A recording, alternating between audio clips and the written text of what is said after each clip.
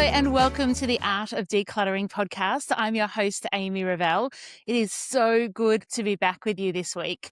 For those of you watching on YouTube, you'll see that I'm in my new studio, which I really am loving. It's just fresh and it's so good to kind of have an intentional space that I can record the podcast in every week. So I hope that it is good for you to watch. I hope that the sound is still as good as you need it to be. So thank you for coming back. I've really enjoyed the episodes that we've covered so far this year. I feel like there's really been this theme of wellness and taking into account how we do things. So we've talked about how to get rid of things, where to begin, what to do when our habits get stuck, and covering a whole lot of different topics. And I've really enjoyed it. I feel like I'm also growing in my knowledge of decluttering and minimalism, intentional living, organizing. I feel like I'm really growing in that as well. And that is what has triggered this week's episode. So I've been reading a book called Uncluttered Faith by Joshua Becker. It's an excellent book. He is the author of The More of Less and The Minimalist Home. If you have been around the minimalist movement for any amount of time, Joshua will be someone that you've probably come across. There was 6 words in this book that really captivated my attention in the last couple of weeks. And I've been ruminating on a lot and I wanted to share it with you guys. So it's in a story about a lady called Emily McDermott. And she says that over the last decade, she's learnt to acquire less, require less, and desire less. Acquire less, require less, and desire less. And I've really been mulling on those 3 different things that we want to have less of and thinking about how acquisition and requirement and desire and how they all intertwine with each other and how our relationship with those things and how we think about those things really affects the way that we live in our homes, the way that we treat our possessions, the way that we make decisions. It's really similar. If you go back and listen a few weeks ago, I talked about needs, wants, and excess. And so I think this is a natural flow on from that conversation, but taking it in a different lens. Because, my son said to me the other day, how are you still podcasting about decluttering? And the answer is because there's so many different ways to address it. We come at it from a practical perspective. We come at it from a heart perspective. We come at it from a cognitive and social science perspective. We come at it from our experiences and how things progress and how we think and how we feel. There's so many things to discover when it comes to decluttering. And this idea around acquisition, what do we want to acquire less, we want to require less, and we want to desire less, really stuck with me. And so I wanted to give you some definitions of what acquire, require, and desire are in this situation. So acquiring is what we bring in, what we choose to bring into our lives. It includes purchasing, accepting, collecting, inheriting, or otherwise taking in possessions into our lives and normally into our homes. So that acquisition is like what you bring in. Require is about genuine needs that are necessary to support your current life, your safety, your values, your responsibilities, your well-being.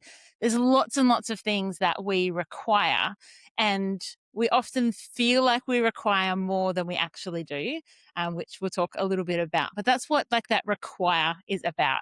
So they're things like, what do we need? So if acquire is about what comes into my home, require is like, what do you need? And then there's desire. And that's the things that bring enjoyment, beauty, comfort, meaning, satisfaction. So then none of these things are good or bad. They're just different ways that we process our possessions. And so these desires are what we want. So if we think about acquire of what comes in, we think require is what we need and desire is what we want. And I'm going to add an extra one in, and that's admire. And they are things that we admire, but we don't accumulate. So we're going to go into that a little bit. I was thinking a lot about which order does it go into? Does it go desire, which then affects your requirements, which then affects your accumulation? Or does it go the accumulation affects your requirements, which affects your desire? And here's the beauty of it. I actually think it's both. So I'm going to talk you through that. You might be someone who is very action oriented. I'm quite an action oriented person. I often will take the action And then the thoughts and the feelings will follow. So I'll do what I believe is the right thing, even if I don't feel it or think it yet. And then those other things kind of come. So here's what that would look like when it comes to this idea, is that you would be intentional about what you acquire. So it might be that you reduce what you acquire. It might be that you interrogate a little bit, like, what is it that I'm acquiring and why is it that I'm acquiring? And you really deal with that action side of it. You deal with the acquisition, the action of bringing things into your home. As you do that, as you start to take the actions, what you require changes. When you have less, you start to realize that you need less. So that requirement might actually start to drop off a little bit. So as the acquiring drops off and that lowers, you might find that what you feel like you require also lowers. And then out of that, you might find that that starts to shape your desires. And so because you've realized you actually need less, your desire kind of changes and your desire falls in line with the actions that you took as part of what you acquire. And so if you're an action person, a doer like me, that might be the way that this progresses for you, is that you really deal with the action first and you move your way through to that desire, and that's the outcome.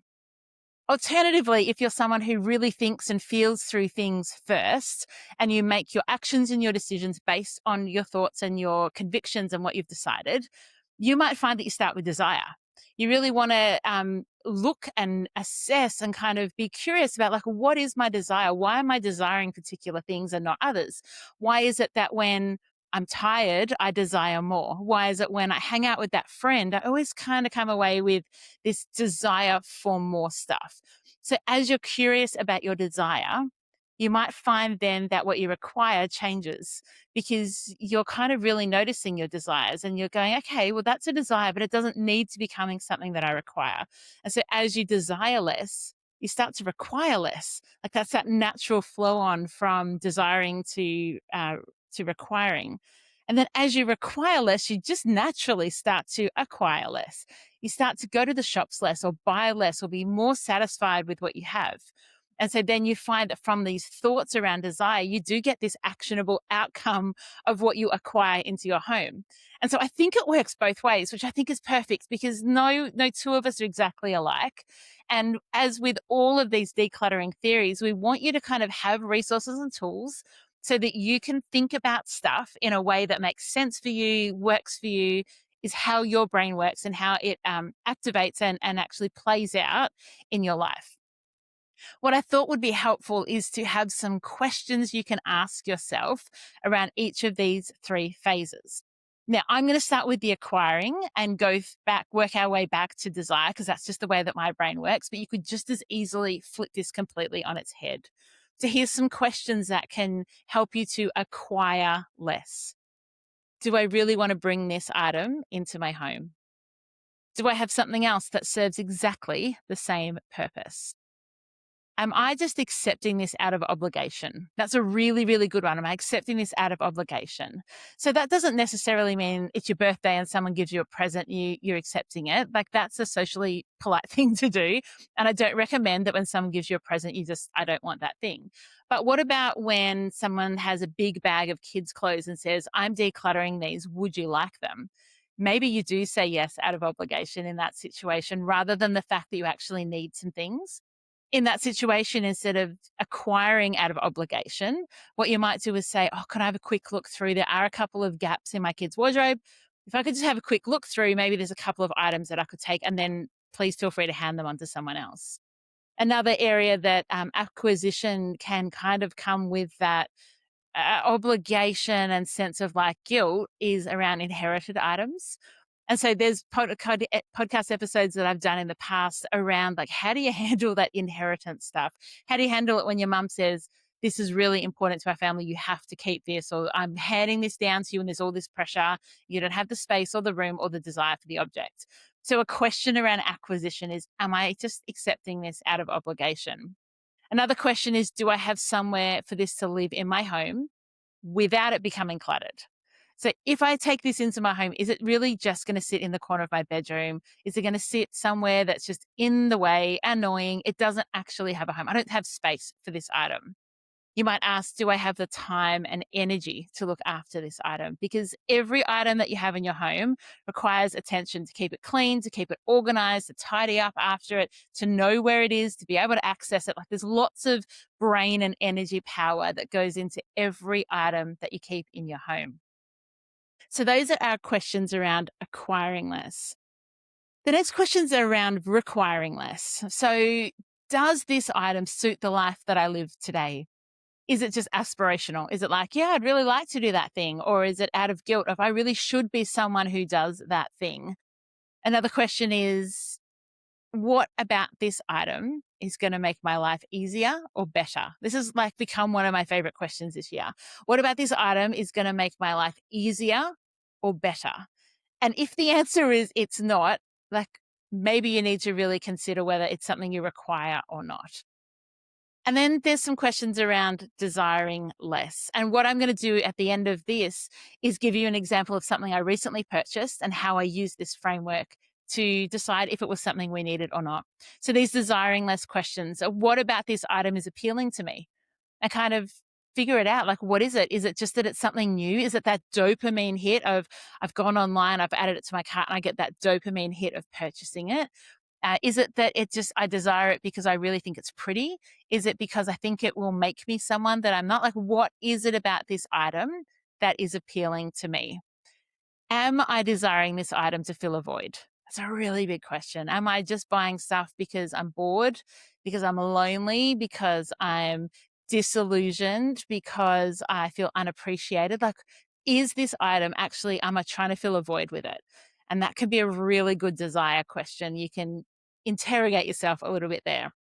Here's a good one for you. Am I using this item to manage tricky emotions? Have you ever gone shopping when you're sad or mad or angry or disappointed or feeling hurt, and you're just buying stuff to kind of alleviate that sense of I have to deal with the tricky emotion? And we hear about that a lot with screen time and food and lots of different kind of things where you can indulge. And look, buying stuff and shopping is a really big indulgence. We work with lots of clients in our company that have shopping compulsions and have shopping addictions. And we see the outworking of that. They've had a tricky conversation or they're avoiding a tricky conversation. They're feeling unsettled. They're feeling insecure. And so they will go out and purchase things. So you can ask the question, am I desiring this item because it's actually helping me deal with a tricky emotion? And here's another one for you. If I hadn't been shown this item via marketing, would it have occurred to me to purchase it? And I think this one's really hard because we are bombarded constantly by marketing, and you need this and you should have this and this will make you this kind of person. And we get it in our letterboxes and we get it in our inboxes and we get it in our social media and we get it when we go to the shops, we get it on billboards and we get it by influencers and TV shows and movies we watch. If you hadn't seen this item anywhere else, would it have even occurred to you that it was something that you needed?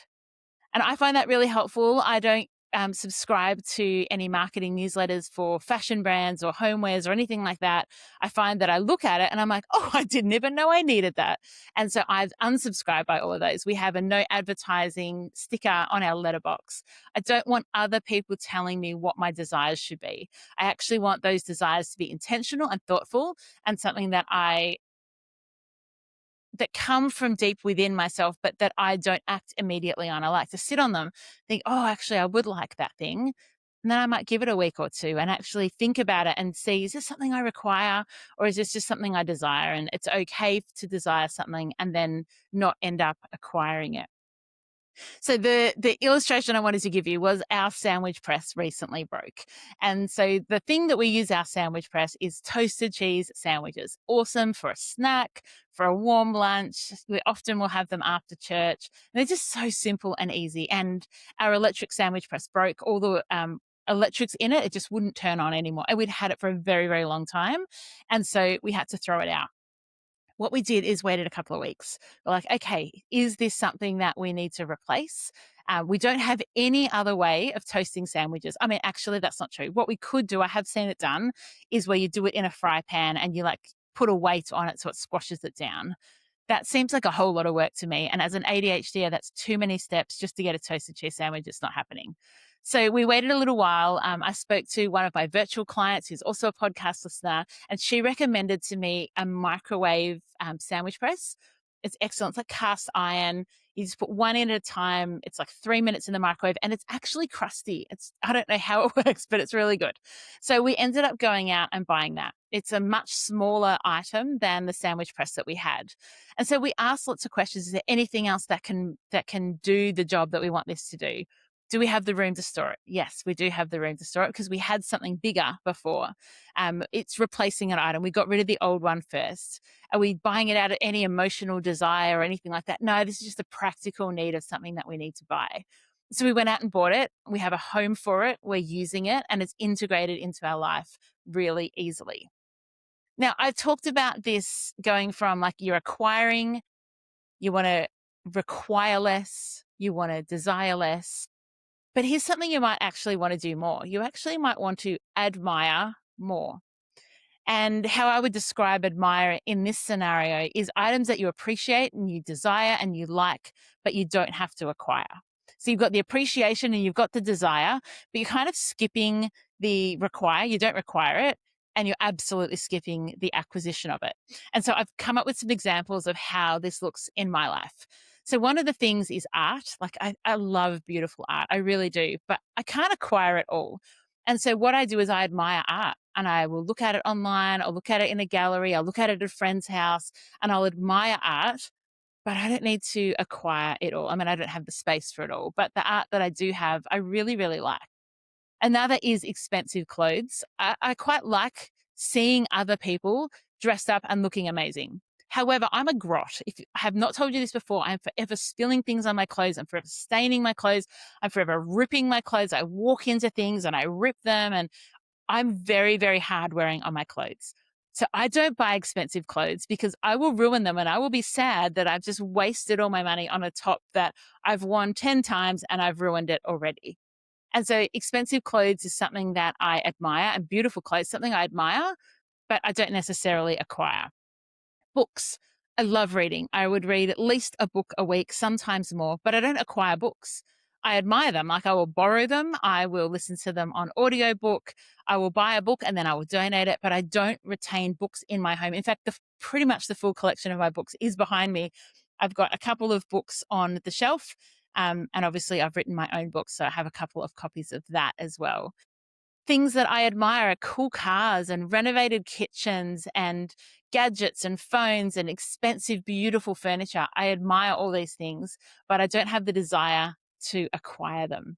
So I hope this kind of, tongue twister of requiring and acquiring and desiring and admiring has helped you to kind of think about how you can change the way that you relate to stuff. Whether you want to go all the way from desire and then you want to figure out desire, require, acquire, or if you want to start with the acquiring, the action, and work your way through then the requiring and then the desiring. Whichever way it is, I hope it makes sense to you and you're not, jumbled in all of these words that rhyme, but it's just another framework that can help us to live with purpose in our homes, be intentional about what we bring in, and not be overwhelmed by the clutter and the stuff in our home. I appreciate you guys. I love that you come and join me each week to listen along. Until next week, enjoy the freedom.